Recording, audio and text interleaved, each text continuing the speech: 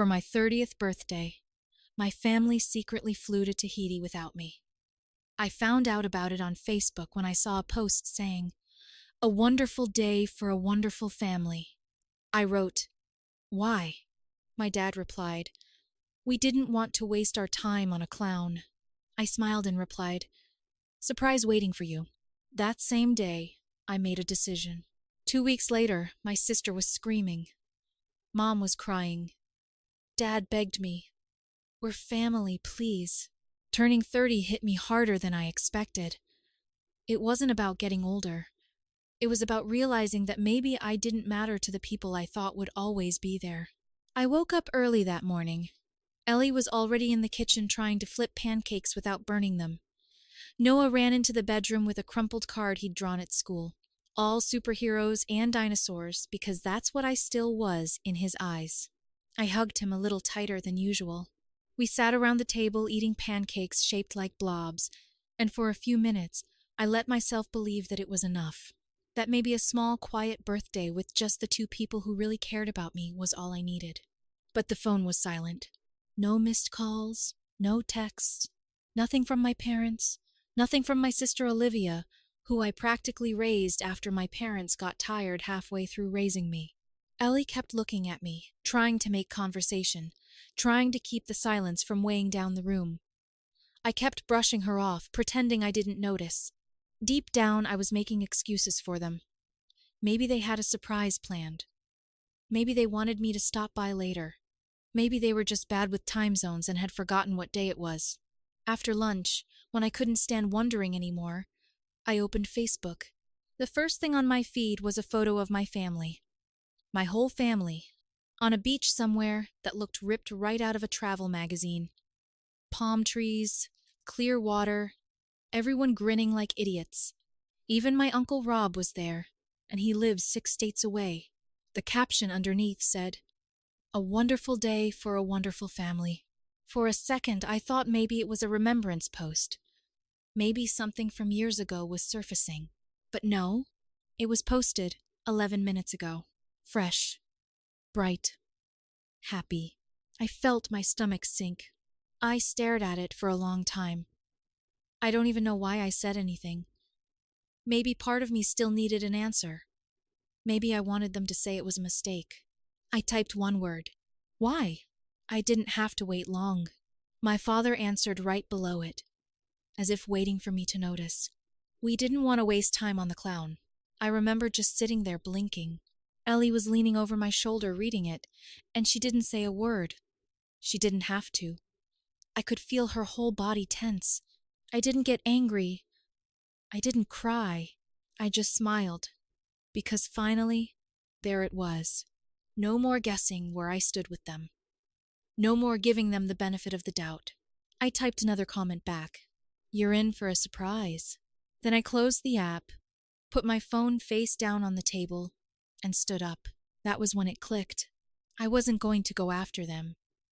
I wasn't going to sit around and hope they realized they screwed up. If they thought they could cut me out of their lives like I was nothing, they were about to find out what it felt like when the tables were turned. They had no idea what I had done for them behind the scenes all these years. The rent I paid so Olivia could live near her college. The tuition checks I sent each semester without so much as a thank you. The car repairs I covered for my dad when he forgot to pay his insurance. The credit card bills I paid when my mom maxed them out again and told me it was an emergency. It all added up, silently, month after month, year after year. That morning, standing in my kitchen while my son played with his toys and my wife pretended not to cry in the corner, I decided it was over. 2 weeks. That's all it would take. 2 weeks for the shock to hit them. And when it did, they wouldn't just call me. They'd show up at my door begging. They were going to treat me like a clown. They wanted to find out who was running the show. The first thing I did was call the bank, then the college, then the utilities. Every single payment I had made for them, I stopped. Olivia's tuition, gone. She'd gotten used to me quietly paying the balance each semester, so she could concentrate on her studies instead of getting a part-time job. Well, now she was about to get a crash course in financial reality. The rent on her off-campus apartment, Cancelled. The landlord had my number, not hers. I made sure he knew she was responsible for the full amount, effective immediately. My parents' bills. Same deal. Electric, water, gas, internet, everything. They had no idea the low bills they bragged about were because I paid most of them every month. I even called the car insurance company to let them know the next payment wasn't coming. Ellie was watching me the whole time. She didn't say anything at first.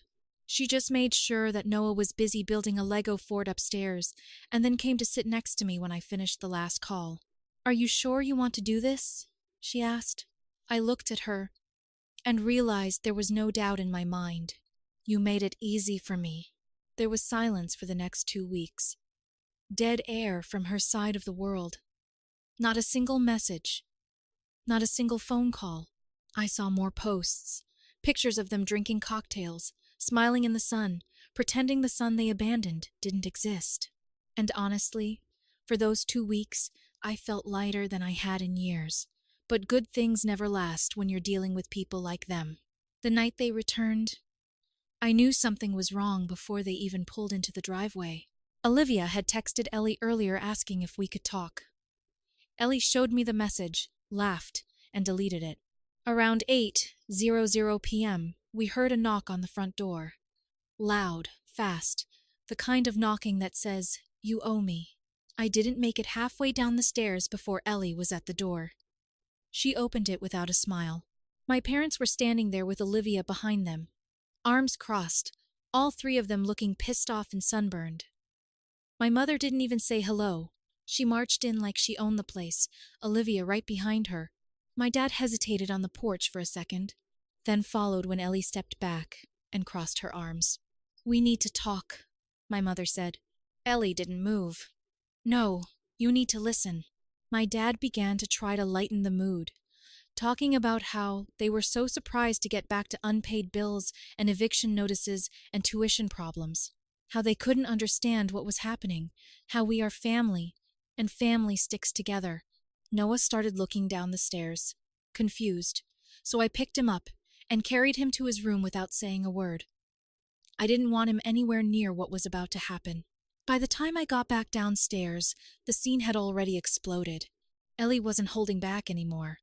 She tore into them in a way I'd never seen before, laying out every single thing I'd done for them over the years while they treated me like an afterthought. She didn't scream. She wasn't emotional. She was calm, cold, sharp. "You bled him dry for years," she said, "and you didn't even think he deserved a birthday call. You're not family. You're parasites." My mother tried to fake a cry. Olivia called Ellie a manipulative. My dad tried to play peacemaker, telling me that Ellie was poisoning me against my own blood and that I needed to get control of my household. That was when something inside me, completely, snapped. I looked at her and realized that I didn't feel guilty. I didn't feel sad. I just felt free. "Get out," I said. They stood there, as if they didn't understand the words. I said it again slower. "Out. Out." Ellie didn't move from the door until they were all out. Then she slammed it so hard the windows shook, and as I stood there in the silence that followed, I realized this was only the beginning. The next morning it started. First, it was a text message from my dad, long paragraphs about how much they had sacrificed for me, how raising me wasn't easy, how they didn't deserve to be treated like strangers.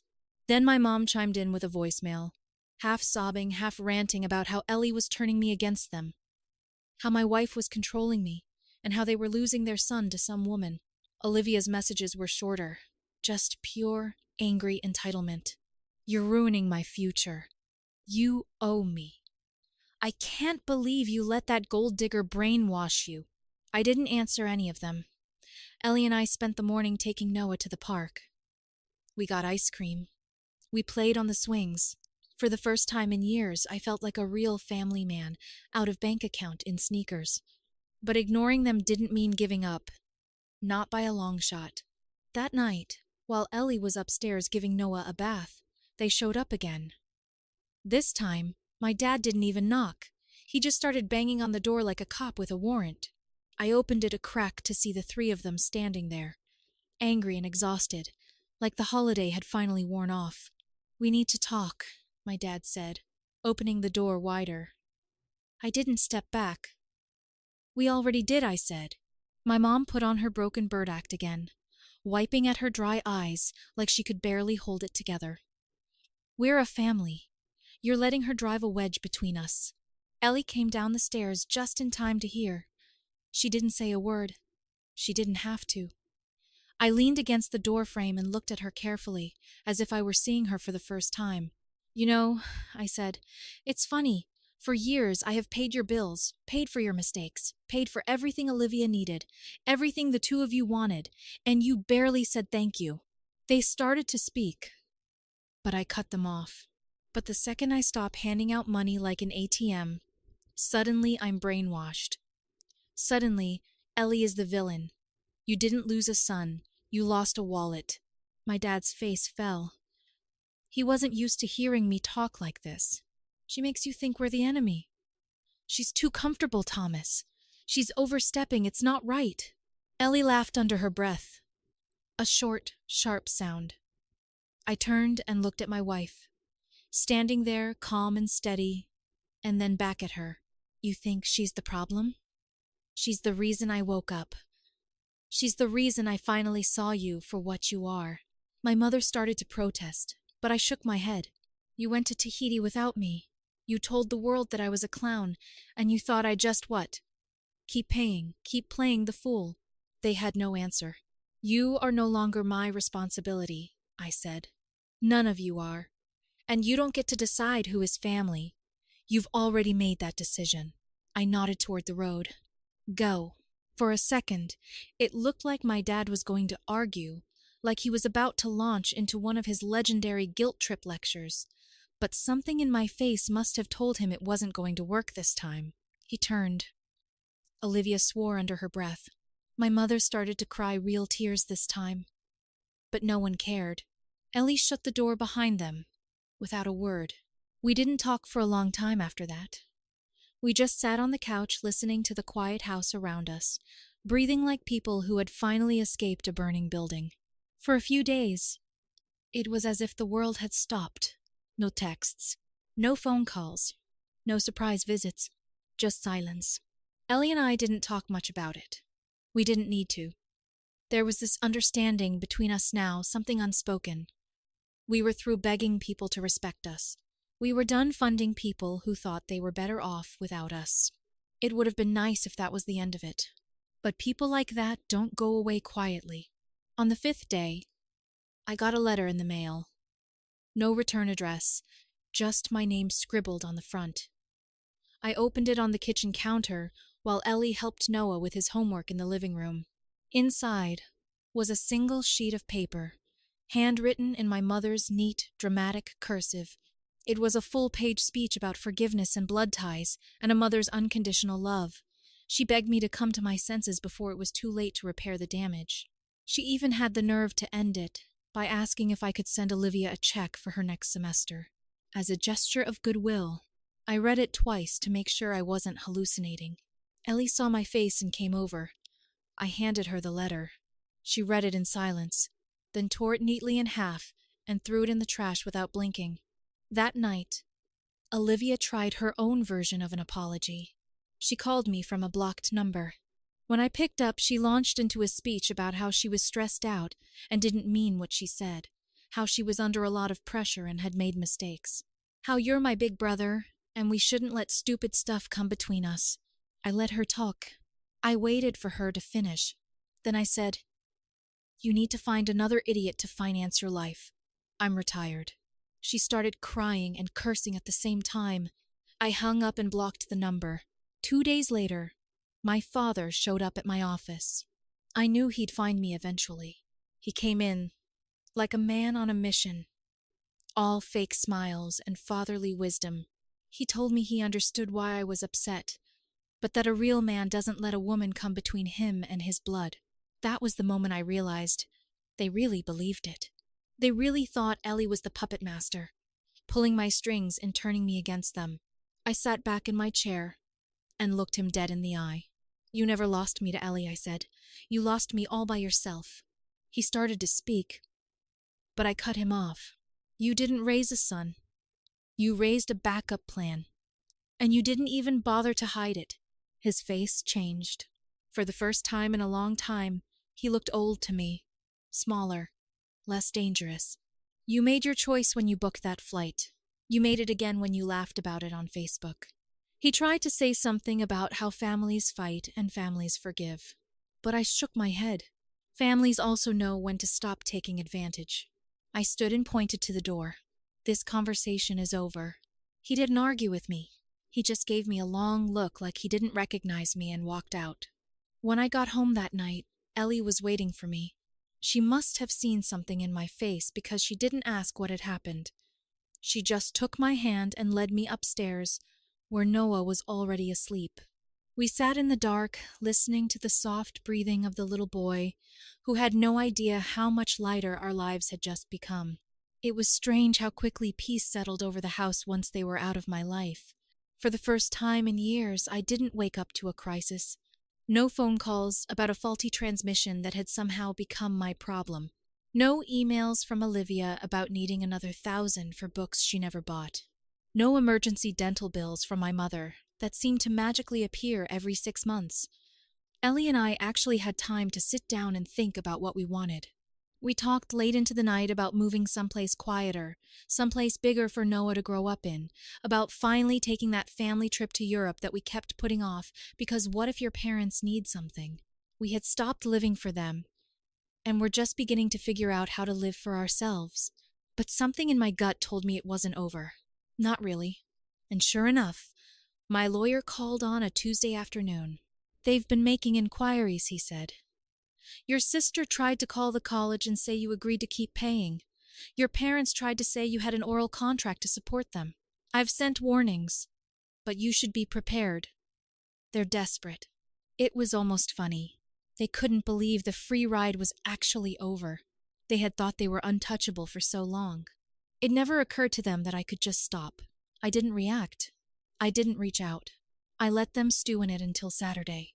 That afternoon, Ellie and I were in the backyard with Noah, working on a half-built treehouse. It was a perfect spring day, warm, clear, the kind of day that makes you believe everything can begin anew. Noah was handing me nails one by one, as if he were my official foreman when I heard the tires screeching out front. I didn't even have to look. I knew who it was. I told Noah to stay with his mom, and went around the house. Sure enough, there they were. My mom, my dad, and Olivia standing in the driveway like they were getting ready for war. But this time, they didn't come empty-handed. Olivia had a skinny guy with her, late 20s maybe, with greasy hair and a clipboard in his hand. It looked like she picked him up at a rental lawyer's stand at the mall. "This is my attorney," Olivia said, as if the words alone would frighten me. The guy cleared his throat and said he was here to serve me with a notice that I was in default of my familial obligations, and that if I didn't reconsider my financial responsibilities, they would take appropriate legal action. I stared at him for a long time. Then I laughed hard. Real, gut-wrenching laughter. "Good luck," I said, reaching into my back pocket. I handed him a thick envelope I had prepared, just in case they pulled something like this. Inside was every payment I'd ever made. Receipts, bank transfers, email trails, even screenshots of my mother begging for help and me replying that it wasn't a loan. It was a gift. The kind of evidence that would turn any courtroom attempt into a public humiliation. I watched Olivia's face drain of color as her lawyer flipped through the pages and realized exactly how bad it looked for her. My dad tried to intervene, puffing up his chest and talking about how a real man doesn't abandon his family. Ellie chose that moment to come around the corner, still holding Noah's hand. She smiled at my dad. A real man knows when to take out the garbage. For a moment, I thought my dad might actually swing at me. He was shaking, red-faced, but he didn't. He turned, muttered something under his breath, and walked back to the car. My mom followed, but not before giving Ellie a look like she was going to kill her. Olivia wasn't done, though. She tried one last time, her voice shrill, desperate. "You're going to throw away your real family for her? For some nobody? I looked at her calmly. You made yourself a nobody the day you decided I didn't matter, unless I wrote checks. And then, because I couldn't resist, I added, good luck finding someone else stupid enough to finance your addiction to designer handbags. Ellie snorted. Olivia turned scarlet. Her lawyer began to back away to his car, as if realizing he had inadvertently joined the losing team. They pulled out of the driveway in a cloud of dust. Ellie, Noah, and I walked back into the backyard as if nothing had happened. I hoisted Noah into the half-built treehouse and promised him we'd finish it before summer. As I hammered in the next board, I realized something. It didn't hurt anymore. I wasn't sad. I wasn't angry. I just didn't care.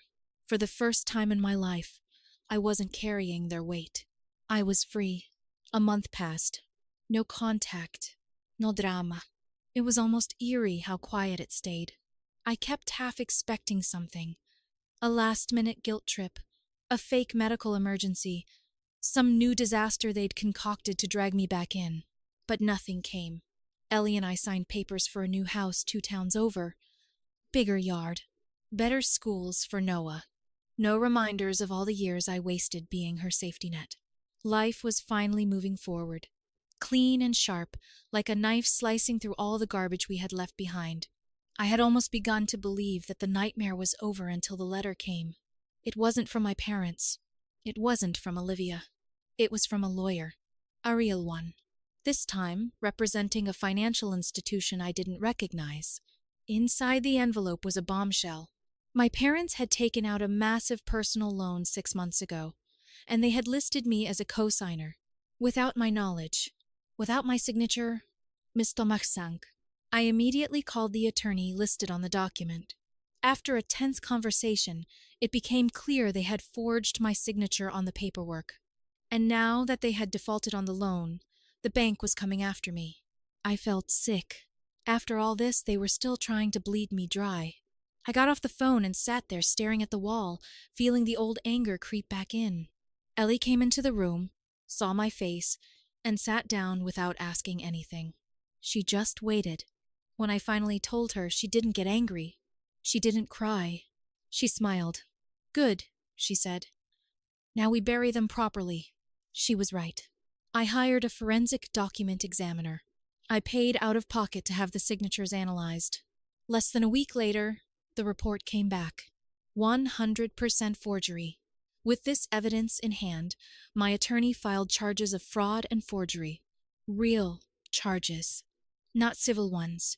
Criminal ones. This was no longer about money. It was about principle.